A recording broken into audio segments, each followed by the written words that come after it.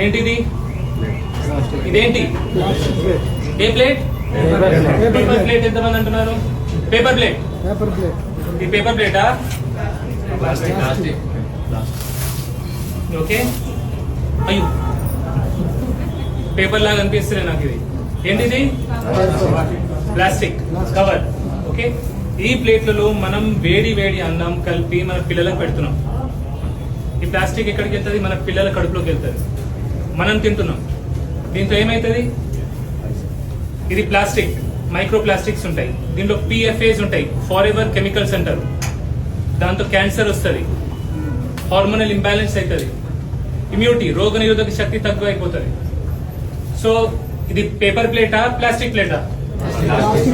కాదు, cancer plate. Okay.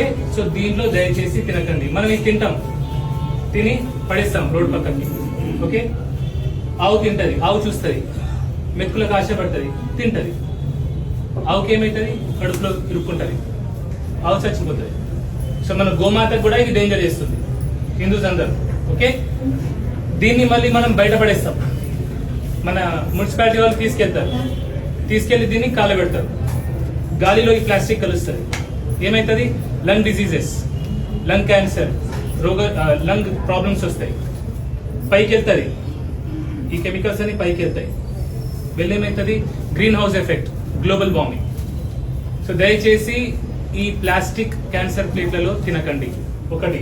దీని బదులుగా ఆల్టర్నేట్ గా షుగర్ కేన్ తో చేసేవి, బ్యాంబూతో చేసేవి కూడా కొన్ని దొరుకుతున్నాయి. ఇలా చూసుకొని, సరిగ్గా చూసుకొని దాంట్లో అది వాడండి. ఇప్పుడు ఫంక్షన్స్ ఉంటాయి, పెళ్లికి వెళ్తాం మనం. నేను 1500 మందిని పిలిచిన, 2000 మందికి తిండి పెట్టినా అని పిలిచినోడు అనుకుంటాడు.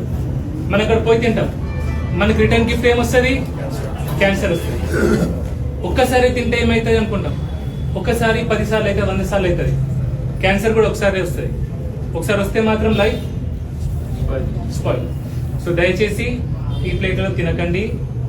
పెళ్లి పిలిచేటోళ్ళు కూడా సెరామిక్ ఉంటాయి ప్లేట్స్. ముగ్గురు ఆడోళ్ళని పెట్టుకుంటే వాళ్ళు కడుగుతారు, పెడతారు. ముగ్గురికి మనం ఉపాధి ఇచ్చినట్టు అవుతుంది, రిటర్న్ గిఫ్ట్ లో క్యాన్సర్ ఇవ్వనట్టు అవుతుంది. ఓకే. సో దయచేసి దీంట్లో ఇది వాడకండి. ఒకటి. మీలో ఎంతమంది